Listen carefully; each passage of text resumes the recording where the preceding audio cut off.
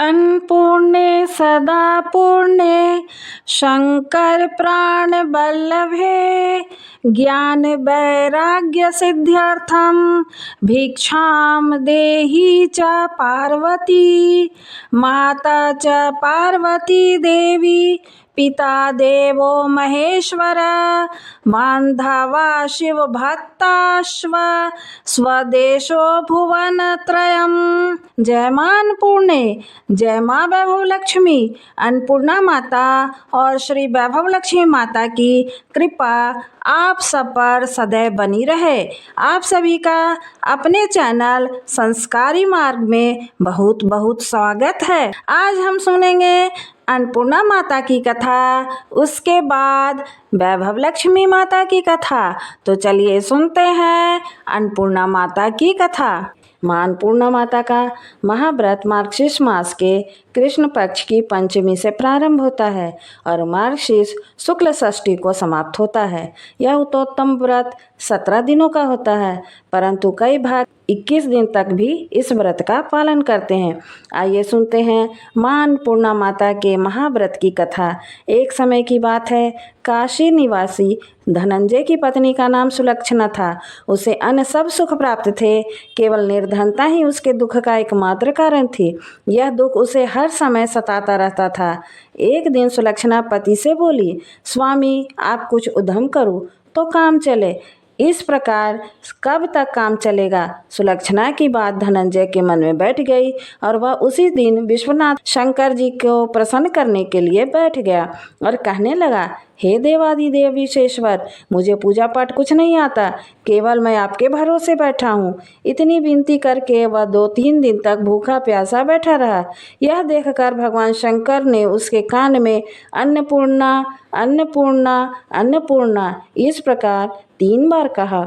यह कौन है, क्या कह गया? इसी सोच में धनंजय पड़ गया कि मंदिर से आते ब्राह्मणों को देखकर पूछने लगा, पंडित जी अन्नपूर्णा कौन है?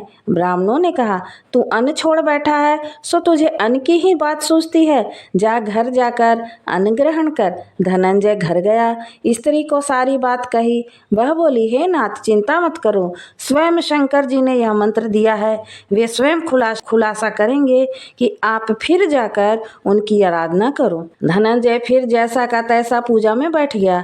रात्रि में शंकर जी ने आज्ञा दी और कहा, तू पूर्व दिशा में चला जा। वह अन्नपूर्णा का नाम जपता जाता और रास्ते में फल खाता, झरनों का पानी पीता जाता। इस प्रकार कितने ही दिनों तक चलता गया। वहां उसे चांदी सी चमकती वन की शोभा देखने में आई। सुंदर सरोवर देखने में या उसके किनारे किनारे की अप्सराएं झुंड बना के बैठी थीं। एक कथा सुनती तो सब मिलकर मां अन्नपूर्णा इस प्रकार बार बार कहती थी। यह अगहन मास की उजेली रात्रि थी और आज से ही व्रत का आरंभ था। जिस शब्द की खोज करने वह निकला था वह उसे वहां सुनने को मिला। धनंजय ने उनके पास जाकर पूछा, हे देवियों, आप यह क्या करती हो? हम सब मां अन्नपूर्णा का व्रत करती हैं। धनंजय ने पूछा, व्रत पूजा करने से क्या होता है? यह किसी ने किया भी है? इसे कब किया जाए? कैसा व्रत है और इसकी विधि क्या है? मुझसे भी विस्तार से बताओ। वे कहने लगी, इस व्रत को कोई भी कर सकता है। 21 दिन तक के लिए 21 कांट का सूत लेना चाहिए। 21 दिन यदि न बने तो 1 दिन का उपवास करें। यह भी न बने तो केवल कथा सुनकर प्रसाद लें। निराहार रहकर कथा कहें। कथा सुनने वाला कोई न मिले तो पीपल के पत्तों को रखकर सुपारी या घृत कुमारी वृक्ष को के सामने दीपक को साक्षी कर सूर्य, गाय, तुलसी या महादेव को बिना कथा सुनाए मुख में दाना न डाले। यदि भूल से कुछ पड़ जाए तो 1 दिवस फिर उपवास करे। व्रत के दिन क्रोध न करे और झूठ न बोले। धनंजय बोला, इस व्रत को करने से क्या होगा? वे कहने लगी, इसके करने से अंधों को नेत्र मिले, लूलों को हाथ मिले, निर्धनों को घर धन आए, बांझ को संतान मिले, मूर्ख को विद्या आए। जो इस प्रकार कामना से व्रत करे माँ उसकी इच्छा पूरी करती हैं। वह कहने लगा, बहनों मेरे पास भी धन नहीं है, विद्या नहीं है, कुछ भी तो नहीं है। मैं तो दुखिया ब्राह्मण हूँ, मुझे इस व्रत की सूत दोगी? हाँ भाई, तेरा कल्याण हो, हम तुम्हें अवश्य अवश्य देंगी। ले इस व्रत का मंगल सूत्र ले। धनंजय ने व्रत किया। व्रत पूरा हुआ तभी सरोवर में से 21 खंड की स्वर्ण सीढ़ी हीरा मोती जड़ी हुई प्रकट हुई। धनंजय जैनपूर्णा कहता जाता इस प्रकार कितनी ही सीढ़ियां उतर गया तो क्या देखता है कि करोड़ों सूर्य के प्रकाशमान अन्नपूर्णा का मंदिर है। उनके सामने स्वर्ण सिंहासन पर माता अन्नपूर्णा विराजमान है। सामने भिक्षा हेतु शंकर भगवान खड़े हैं। देवांगनाएं चंवर डुलाती हैं। कितनी ही हथियार बांधे पहरा देती हैं। धनंजय दौड़कर जगदम्बा के चरणों में गिर गया। देवी उसके मन का क्लेश जान गई। धनंजय कहने लगा, माता आप तो अंतर्यामी हो, आपको अपनी दशा क्या बताऊं। माता बोली, मेरा व्रत किया है, जा संसार तेरा सत्कार करेगा। माता ने धनंजय की जिह्वा पर बीज मंत्र लिख दिया।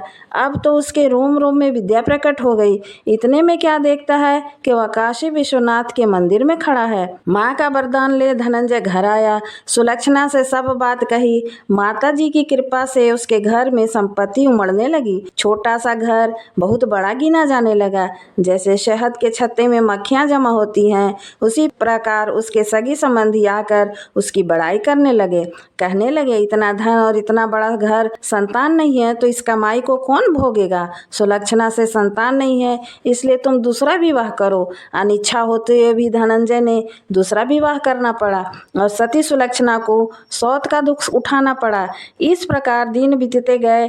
फिर अगहन मास आया। नए बंधन में बंधे पति से सुलक्षणा ने कहलाया कि हम व्रत के प्रभाव से सुखी हुए हैं, इस प्रकार यह व्रत छोड़ना नहीं चाहिए। यह माता जी का प्रताप है जो हम इतने संपन्न सुखी हैं। सुलक्षणा की बात सुनकर धनंजय उसके यहाँ आया और व्रत में बैठ गया। नई बहू को इस व्रत की खबर नहीं थी। वह धनंजय के आने की राह देख रही थी। दिन बीतते गए और व्रत पूर्ण होने के 3 दिवस बाकी थे कि नई बहू को खबर पड़ी। उसके मन में ईर्ष्या की ज्वाला दहकने लगी। सुलक्षणा के घर जा पहुंची और उसने वहां भगदड़ मचा दी। वह धनंजय को अपने साथ ले गई। नए घर में धनंजय को थोड़ी देर के लिए निद्रा ने आ दबाया। इसी समय नई बहू ने उसका व्रत का सूत तोड़कर आग में फेंक दिया। अब तो माता जी का कोप जाग गया। घर में अकस्मात आग लग गई। सब कुछ जलकर खाक हो गया। सुलक्षणा जान गई और पति को फिर अपने घर ले आई। नई बहू रूठकर पिता के घर चली गई। पति को परमेश्वर मानने वाली सुलक्षणा बोली, नाथ घबराना नहीं, माता जी की कृपा अलौकिक है। हे पुत्र को पुत्र हो जाता है पर माता को माता नहीं होती। अब आप श्रद्धा और भक्ति से आराधना शुरू करो, वे हमारा कल्याण जरूर करेंगी। धनंजय फिर माता के पीछे पड़ गया। फिर वही सरोवर सीढ़ी प्रकट हुई। उसमें मां अन्नपूर्णा कहकर वह उतर गया। वहां जा माता जी के चरणों में रुदन करने लगा। माता प्रसन्न हो बोली, यह मेरी स्वर्ण की मूर्ति ले, उसकी पूजा करना, तू फिर सुखी हो जाएगा। जा, तुझे मेरा आशीर्वाद है। तेरी स्त्री सुलक्षणा ने श्रद्धा से मेरा व्रत किया है, उसे मैंने पुत्र दिया है। धनंजय ने आंख खोली तो खुद को काशी विश्वनाथ मंदिर में खड़ा पाया। वहां से फिर उसी प्रकार घर आया। सुलक्षणा के दिन चढ़े और 4 महीने पूरे होते ही पुत्र का जन्म हुआ। गांव में आश्चर्य की लहर दौड़ गई। इस प्रकार उसी गांव के निसंतान सेठ के पुत्र होने पर उसने माता अन्नपूर्णा का मंदिर बना दिया। उसमें माता जी धूमधाम से पधारी, यज्ञ किया और धनंजय को मंदिर का आचार्य का पद दे दिया। जीविका के लिए मंदिर की दक्षिणा और रहने के लिए बड़ा सुंदर भवन दे दिया। धनंजय स्त्री पुत्र सहित वहां रहने लगा। माता जी के चढ़ावे में भरपूर आमदनी होने लगी। उधर नई बहू के पिता के घर डाका पड़ा, सब लूट गया। वे भीख मांग कर पेट पालने लगे। सुलक्षणा ने यह सुना तो उन्हें बुला भेजा, अलग घर में रखा और उन्हें अन्न वस्त्र का प्रबंध कर दिया। धनंजय, सुलक्षणा और उसका पुत्र माता जी की कृपा से आनंद से रहने लगा। माता जी ने जैसे इनके भंडारे भरे वैसे सबके भंडारे भरना, हम पर भी कृपा करना। जय मां अन्नपूर्णा, जय मां अन्नपूर्णा, जय मां अन्नपूर्णा। एक बड़ा शहर था। इस शहर में न जाने कितने ही लोग रहते थे। देश के कोने कोने से रोजगार की तलाश में आए लोग जब इस शहर में आते थे तो उनके पास कुछ भी नहीं होता था। उनकी एकमात्र यही इच्छा रहती थी कि उनको किसी तरह से 2 समय की रोटी मिल जाए, मेहनत मजदूरी करके अपने बच्चों का पेट पाल ले, बस प्रभु के गुण गाए। वैसे तो देखा जाए तो मानव की इच्छाओं की कोई सीमा नहीं होती। शुरू में वह यही सोचता है कि उसे 2 समय की रोटी मिल जाए, प्रभु की भी यही बड़ी कृपा होगी। इसी के लिए वह मंदिरों में जाते हैं, तीर्थ यात्रा करते हैं, कथा सुनते हैं, और जब उन्हें 2 समय की रोटी मिलने लगती है तो उनके मन में कुछ और विचार उठने लगते हैं कि जैसे उनकी आय बढ़े, उनके पास धन हो, रहने के लिए बढ़िया मकान हो, पहनने के लिए अच्छे कपड़े हों, सवारी के लिए स्कूटर या कार हो। इसी शहर में राधा और गोपाल नाम के पति पत्नी रहते थे। उनका एक छोटा सा घर था, यानी घर के नाम पर एक कमरा, उसी में रसोई, उसी में सोना, उसी में खाना। गोपाल किसी मिल में नौकरी करता था। राधा घर का सारा काम काज करती, प्रभु भक्ति करती और बाकी का समय अपने पति की सेवा में लगी रहती। हर मंगलवार को महावीर जी का व्रत करती, पति की चिरायु के लिए व्रत रखती। उधर गोपाल बुरी संगत में पड़कर शराब पीने लगा, जुआ खेलने लगा। गांव से आया सीधा साधा गोपाल शहर के साथियों में ऐसा फंसा कि उसे भी बुरी आदत लग गई। शुरू में उसने अपने आप को बचाने का बहुत प्रयास किया, लेकिन जब चारों ओर आग लगी हो तो कब तक बचा जा सकता है। एक मजदूर का वेतन ही कितना होता है? सारा मास मेहनत करने पर जो उसे मिलता, उसे घर की 2 समय की रोटी ही चल सकती है। मकान का किराया, दुनियादारी, कपड़े, यह सब कुछ उन वेतन से ही चलता था। लेकिन जब इस वेतन से शराब पी जाए, जुआ खेला जाए तो घर कैसे चलेगा? राधा बेचारी बहुत दुखी हो गई, अंदर ही अंदर घुलने लगी। पति को मना करती तो पति की डांट खानी पड़ती। घर आकर वह इतना हाय हल्ला करता कि लोग उसका मजाक उड़ाने लगते। वह अंदर अंदर टूटने लगी, हर समय उदास रहने लगी। अपने मन की आग को शांत करने के लिए आंसू बहाती रहती। इस परदेश में उसका कौन है जो उसे सहारा देता? वह अकेली पड़ गई। आज आकर उसे प्रभु का ही आसरा था। माँ दुर्गा ही उसे सहारा देंगी। माँ लक्ष्मी तो इस घर से रूठ ही चुकी थी। गोपाल ने घर के बर्तन भांडे तक बेच डाले थे। इतने बड़े संकट में भी उसने प्रभु पर विश्वास नहीं छोड़ा, माँ दुर्गा की उपासना नहीं छोड़ी। उसे पूर्ण विश्वास था कि एक दिन माँ उसके सारे कष्ट हर लेगी। एक दिन जब घर में खाने को कुछ नहीं बचा था, वह 2 दिन से भूखी थी। जिस दुकान से खाने का सामान उधार में मिलता था, उसने इसलिए उधार देने से मना कर दिया क्योंकि उसके पिछले पैसे नहीं दिए गए थे। इस युग में तो जिसके पास लक्ष्मी नहीं है वह भूखा मर जाएगा। राधा माँ लक्ष्मी के चित्र के आगे हाथ जोड़े बैठी रो रही थी। माँ ने उसकी आंखों से टपकते आंसू देख लिए थे, उसके हृदय के दुख जान लिए थे। राधा रोए जा रही थी, साथ में वह माँ लक्ष्मी का पूजन भी कर रही थी। माँ लक्ष्मी मुझे बचा लो, माँ मुझे बचा लो, देखो मेरे घर की क्या हालत हो गई है। मैं 2 दिन से भी भूखी हूँ, मेरा पति बिगड़ चुका है। घर में लक्ष्मी जी आ बैठी हैं, परंतु आपका दूसरा स्वरूप तो इस संसार में माया का है, वह इस घर में नहीं है, उसके बिना जीवन नहीं। माँ मुझे बचा लो, शक्ति दो माँ, शक्ति दो, इस घर को बचा लो। अब आप ही मेरी अंतिम आसरा हो। तुमने मुझे नहीं बचाया तो मैं तुम्हारे चरणों में ही जान दे दूंगी। अब तो मेरा यह अंतिम निर्णय है। यह कहती हुई राधा माँ लक्ष्मी के चित्र के आगे गिर गई। उसी समय घंटियां बजने लगी, शंख की आवाज आने लगी। राधा के उदास चेहरे पर अपने आप खुशी की लहर दौड़ गई। तभी उसके कानों में आवाज आई, बेटी राधा, तुम्हारी आराधना सफल हो गई। तुमने इतने बड़े संकट में भी मुझ पर विश्वास नहीं छोड़ा, अपनी श्रद्धा में कोई कमी नहीं आने दी, इसलिए मैं तुम पर बहुत प्रसन्न हूँ। राधा, एक तो तू पतिव्रता धर्म में पूरी उतरी, अपने पति की सेवा में कोई कमी नहीं रखी। दूसरा, तूने मुझ पे विश्वास नहीं छोड़ा। यह सब तेरी अग्नि परीक्षा थी जिसमें तू पूरी खरी उतरी है। हे जगत माता, मैंने आपसे आज तक कुछ नहीं मांगा, परंतु आज मैं मजबूर हो गई हूँ। आज पहली बार आपसे कुछ मांग रही हूँ। मुझे मेरी घर की खुशियाँ दे दो। मुझे धनवान बनने की कोई लालसा नहीं, मुझे जीने के लिए धन की जरूरत है जिससे हम खाना खा सके। मेरे बिगड़े पति को सुधार दो माँ। मैं तुम्हारी मनोकामना पूरी करने के द्वार खोल रही हूँ। उठो, अपने घर के द्वार खोलो। राधा के अंदर न जाने कहां से अनजानी शक्ति आ गई थी। वह माँ लक्ष्मी के चरणों से उठकर अपने घर के द्वार की ओर गई तो उसने देखा कि एक तिलकधारी ब्राह्मण खड़े हैं। जय माँ लक्ष्मी, बोलो राधा बेटी। राधा ने कहा, जय माँ लक्ष्मी। देखो बेटी, मैं माँ लक्ष्मी के मंदिर का पुजारी हूँ। माँ के आशीर्वाद से यह 2 बोरी आटा, दालें और खाने का सामान लेके आया हूँ। हूँ। आप धन्य है महाराज। माँ लक्ष्मी के पुजारी होने के नाते मैं आपके चरण छूती हूँ। महाराज, आपसे यह प्रार्थना करती हूँ कि मुझे इस संकट से निकलने के लिए कोई उपाय बताएं। देखो बेटी, इस माया रूप संसार में सुख प्राप्त करने के लिए अपने मन को शुद्ध और आत्मा को पवित्र रखना पड़ता है। लक्ष्मी को तिजोरियों में बंद कर रखने वाले पापी होते हैं। यदि तुम अपने मन की शांति और घर गृहस्थी चलाने के लिए लक्ष्मी जी को प्राप्त करना चाहती हो तो वैभव लक्ष्मी माँ का व्रत करो। इस व्रत के करने से तुम्हारी मनोकामना पूर्ण होगी, तुम्हारे सारे संकट दूर हो जाएंगे। लेकिन पुजारी जी, मुझे तो इस व्रत की विधि बता दो। मैं तो माँ की उपासना बचपन से कर रही हूँ, किंतु व्रत की विधि मुझे नहीं पता। पुजारी जी ने कहा, लक्ष्मी जी का व्रत बहुत सरल है। इसे वैभव लक्ष्मी व्रत कहा जाता है। जो प्राणी सच्चे मन से इस व्रत को कर लेता है उसकी सारी मनोकामनाएं पूरी हो जाती हैं, उसे हर प्रकार से सुख संपत्ति प्राप्त होती है। इस व्रत को विधि पूर्वक करने से ही इसका फल मिलता है। जो लोग इस व्रत को विधि पूर्वक नहीं करते उन्हें कोई फल नहीं मिलता। कोई भी व्रत जब तक अपनी विधि के अनुसार नहीं किया जाए उसका फल शून्य ही होता है। यह सब कुछ भी अपने आप पर निर्भर करता है। वैसे घर में यदि सोना हो तो व्रत रखकर उसकी उपासना जरूर करना चाहिए। माँ लक्ष्मी जी का व्रत शुक्रवार को रखना चाहिए। सुबह उठकर नहा धोकर साफ सुथरे कपड़े पहने और दिन भर माँ लक्ष्मी का पूजन करें। हर समय मुंह से यही शब्द निकले, जय लक्ष्मी माँ। शाम के समय पूर्व दिशा की ओर मुंह करके आसन पर बैठे और माँ लक्ष्मी जी की मूर्ति या चित्र किसी ऊंचे स्थान पर रखकर उनके आगे चावलों की ढेरी लगाएं। एक खुली प्लेट में सोने के जेवर रखें। यदि सोने के जेवर ना हो तो चांदी से भी काम चलेगा। माँ लक्ष्मी के चरणों में गुलाब के सुर्ख लाल फूल अर्पण करके धूप के साथ देसी घी की ज्योति जलाएं। वैसे तो माँ लक्ष्मी के अनेक रूप हैं, परंतु इन सब की नींव श्री यंत्र है।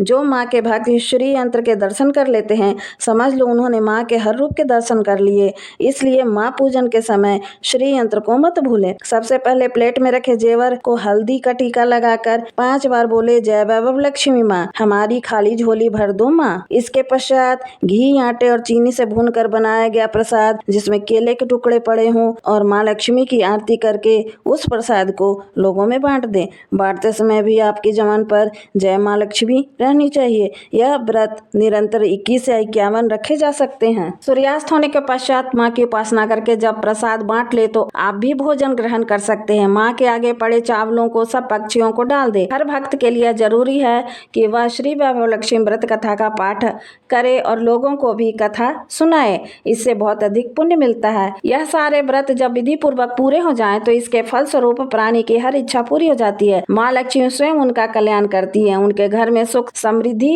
हो जाती है। धन तो आता ही है, परंतु जिनके घर में संतान न हो उनके लिए यह व्रत वरदान से कम नहीं है। जब व्रत संपूर्ण हो रहे हों अर्थात 21 या 51वां व्रत रखें तो उस दिन 7 छोटी कन्याओं को बुलाकर उन्हें उनका मनपसंद भोजन कराएं। फिर कन्या को चांदी अथवा गिलट का एक सिक्का दक्षिणा में दे। उसी दिन माँ लक्ष्मी की श्री वैभव लक्ष्मी व्रत कथा की 101 या 51 प्रतियां भी भक्तों को अपने हाथों से बांटे। यदि इतनी प्रतियां की शक्ति ना हो तो 11 तो अवश्य बांटनी चाहिए। माँ की प्रतिमा के आगे बैठकर दोनों हाथ जोड़कर उनसे प्रार्थना करते हुए कहें, हे माँ लक्ष्मी, आपकी और प्रभु की कृपा से मैंने आपके व्रत विधि पूर्वक पूरे कर लिए हैं। इसलिए हे माँ, आप हमारी इच्छा पूरी करें, हमारी मनोकामना पूरी कर दो। माँ, हमें सदा सुखी रखना, हमारे परिवार को सुख देना। बस बेटी, यही हर प्राणी के कल्याण का मार्ग है। तुम भी श्री वैभव लक्ष्मी व्रत करो, तुम्हारा पति भी ठीक हो जाएगा और तुम्हें धन भी मिलेगा। तुम सदा कष्ट मुक्त रहोगी। यह कहते हुए पुजारी जी जैसे आए थे वैसे चले गए। राधा ने आटे की बोरियां पड़ोसन की सहायता से अंदर रखवा ली, दाल भी अंदर रखवा लिया। माँ लक्ष्मी की उपासना तो कर ही रही थी, परंतु विधि अनुसार नहीं कर पाती थी। आज माँ लक्ष्मी ने उसकी हालत देखकर उसकी सहायता की है, उसे वह कैसे भूल सकेगी। सहसा उसे ध्यान आया कि कल ही शुक्रवार है, मैं कल से ही माँ लक्ष्मी के 21 व्रत आरंभ करूंगी। दूसरे दिन से राधा ने शुक्रवार की व्रत कथा आरंभ कर दी और माँ का व्रत रखा। सारा दिन माँ की आरती करती रही। फिर उसने रात्रि के समय श्री वैभव लक्ष्मी व्रत कथा का पाठ कर घर आए पति के चरण छूकर उन्हें प्रसाद खिलाया तो उसके पति ने उसे प्यार से सीने से लगा लिया और उसका मन बदल गया। उसने कहा, मैं ही पापी था जो आज तक देवता न बनकर राक्षस बना रहा, लेकिन आज मेरी आंखें खुल गई है। अब मुझे अपनी भूल का एहसास हो रहा है। मैं आज माँ लक्ष्मी के चरणों में बैठकर यह प्रतिज्ञा करता हूँ कि मैं कभी भी शराब नहीं पीऊँगा, न कभी जुआ खेलूँगा, न ही गंदे और बुरे लोगों की संगत में बैठूँगा। मैं तुम्हें कभी दुख नहीं दूंगा। राधा बहुत खुश हुई। उन्होंने माँ वैभव लक्ष्मी का धन्यवाद किया कि उन्होंने उनका सुहाग लौटा दिया और राधा ने अपने पति से कहा, अब मैं 21 व्रत पूर्ण करके श्री वैभव लक्ष्मी व्रत कथा की 51 प्रतियां लक्ष्मी भक्तों में बांटूंगी ताकि उनका भी मेरी भांति ही कल्याण हो जाए। गोपाल ने अपनी पत्नी का हाथ पकड़कर उसे कहा, देखो राधा, जिस माँ लक्ष्मी ने मुझे पाप के संसार से निकाल दिया है, मैं भी उनके 21 व्रत रखूंगा, सदा घर में उनकी पूजा करता रहूंगा। इस प्रकार राधा और उसके पति गोपाल को माँ वैभव लक्ष्मी की कृपा से नया जीवन मिला। हे माँ वैभव लक्ष्मी, जैसे आपने राधा और गोपाल का जीवन वैभवपूर्ण और सुखी किया, वैसे ही हम सबकी करना। जय वैभव लक्ष्मी माँ, जय माँ लक्ष्मी।